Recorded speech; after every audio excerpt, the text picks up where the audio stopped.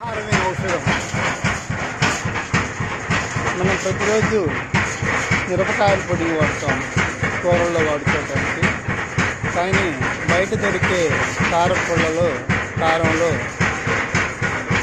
ఆ మిరపకాయలు పొడియాలు వడవకుండా మరియు రంగు కోసం హానికరమైన రసాయనాలు వాడతారు.